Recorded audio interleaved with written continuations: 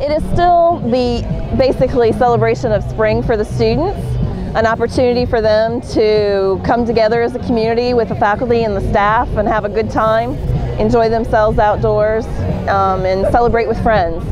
Every student knew what May Daze was. They may not have known that it's always been the first Friday of May, but they know what May Daze is, and they always look forward to it. So, you know, when students think about Wright State and they think about the history of it, they're going to think May Daze, because that was one of the days that they enjoyed. When I first started, it was, you know, the beer trucks, beer with students, and it was in a controlled environment as much as you could control it in the middle of a parking lot. There's just a lot of memories involved for so many alumni. And students who have attended here and faculty and staff who have been here. There's a lot of pleasant memories. So it's an era that has passed. I know when I was here 28 years ago for my first one, then it was the longest standing tradition at Wright State. So to see a tradition that will not be May Daze anymore, but it will be something in the future, but it will be in April.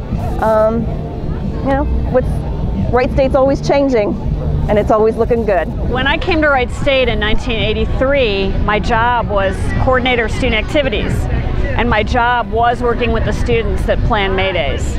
So when I arrived on campus, this was one of the first big events that I worked with, and it was a couple of months after I started, and I thought I was going to be fired the day after the first May Daze because it was craziness. We had several thousand students out in the parking lot. We had beer trucks, we had music. We had a huge crowd with a lot of people just having a giant party. And students actually dug their own holes for mud tugs. It was quite something to see. And it was not long after that first event where we had conversations about how to make it a safe event, allow the fun, allow all the good stuff that students were doing, but make it safe.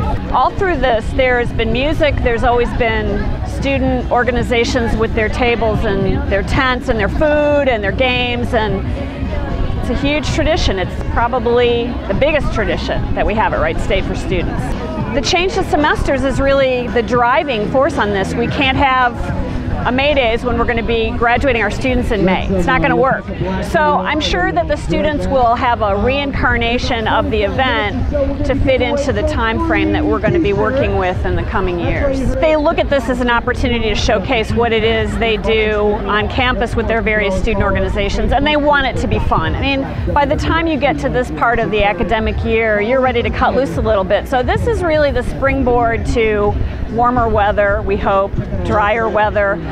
You know, time for students to be outside and see more of one another rather than passing each other in the tunnels. I have a couple of memories, and they're connected to my work with Pam Davis on this event. We had a lot of days events where, you know, it was, you know, rain or shine, the event went on. And I can tell you there were days when we just got caught in torrential downpours of rain. And, you know, we'd be hiding underneath these tents hoping it would stop, but you couldn't stop some of it.